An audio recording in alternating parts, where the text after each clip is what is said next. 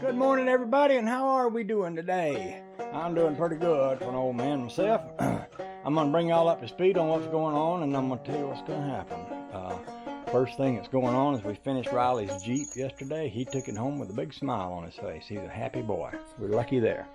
Second thing, this car is still smoking after I did the valve seals and the intake manifold. And one of the things that has been consistently showing up on this car is oil leaking, seeping. I'm trying to turn the camera sideways so I can get in there without burning my fingers. But you can see right at that number 6 plug, there's oil. And I've looked at this before with the idea that I might have a cracked block. I mean a cracked, not block, head. And I believe this car has a cracked head. So that's what I'm going to do today. I'm going to order the gaskets. And I'm going to pop that head and that manifold off of there. And I'm going to get me one of those power pack heads back there. And I'm going to clean it up and I'm going to put it on here. And while I got that head off, take a good look down in the cylinder holes and such as that.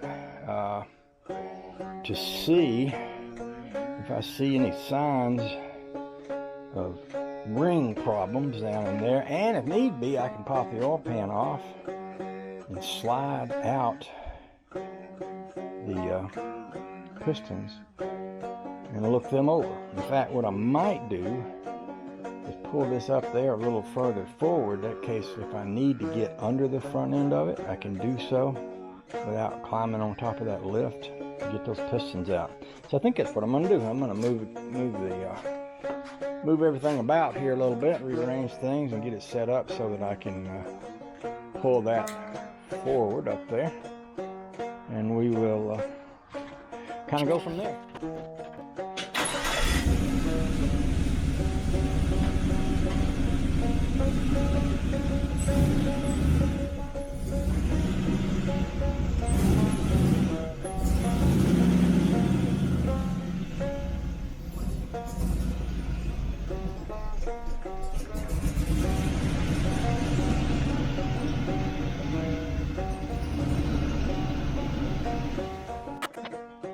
Okay, swapping out the head on this engine. Step number 1, drain the radiator.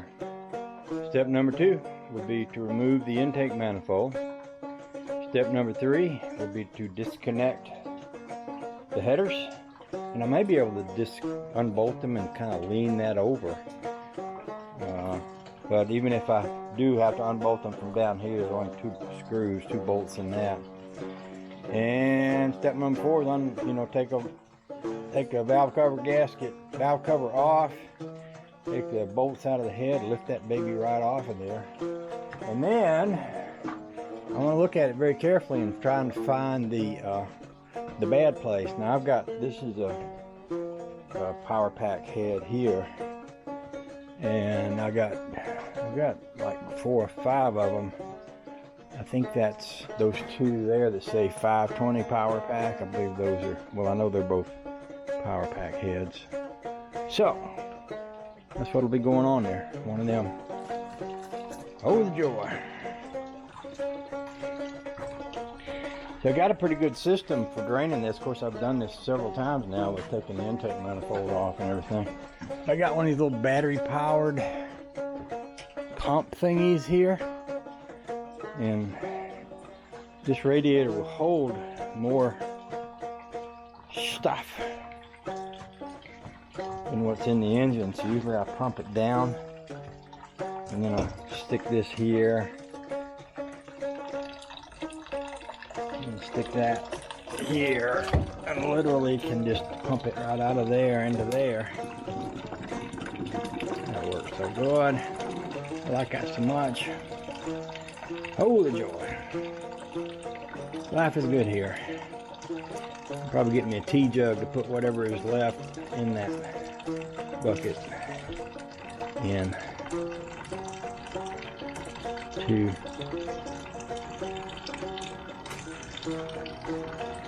them old 1-gallon Arnold Palmer tea jugs work pretty good for all sorts of stuff. Yeah, they do. Yeah, they do.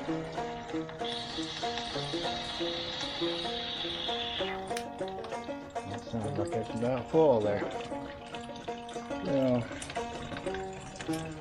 Go in the back room, find me a tea jug. I like the idea about being able to get this stuff out of here without spilling any. And that's what this works pretty good for right here. Get a gallon right there. While that's been draining out, I've been taking off the air cleaner and getting ready to pull the distributor out and things like that.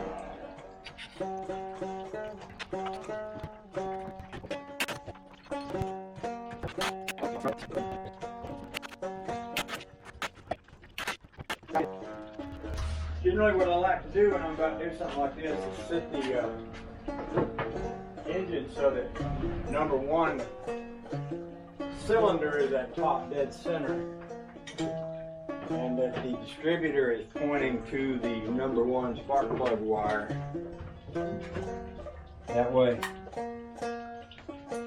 when I go to put it back in, I know where to set the distributor and all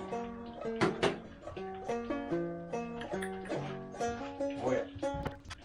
I've got a mark at the base of the distributor and where it meets the manifold. I also have a mark that I'm actually going to alter a little bit right where I want the distributor to be pointing. It goes back in. So if I put it back in with the distributor right there and pointing right there with that mark, actually that's a little bit past top dead center. It's about 6 degrees past top dead center, but that's close enough. Now I can pop that distributor out, take the valve covers off over there, take the manifold off. This engine may still have a little heat to it. It might still be hot. I'll get another jug. This thing's taking more antifreeze than I expected, so I'll get another jug to put stuff in. That's a good start. A little bit of a turn.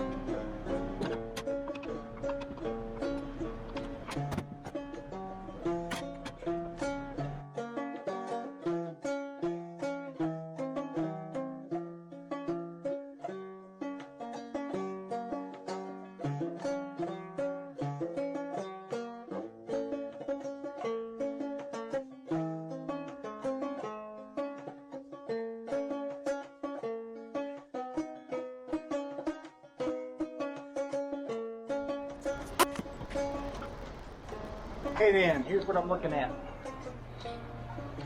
I was really hoping to see a great big ugly crack in this head. This is the cylinder right here where the oil's coming from. I don't see a crack anywhere. And it's coming out in the area of that spark plug hole, but it looks good to me. Which leads me to the piston, because if it's not the head, it's going to be the piston. And I'm thinking that what I'm going to need to do, because I know that's where it's leaking from, is from that cylinder. So I'm thinking probably what I'm going to need to do is drop the oil pan, take this piston out,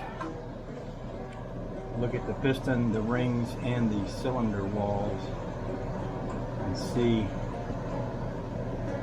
what's going on.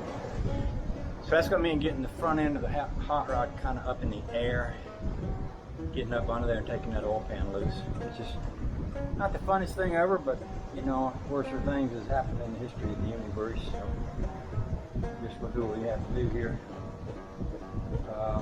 Yeah, we'll do what we have to do here. Okay? Okay.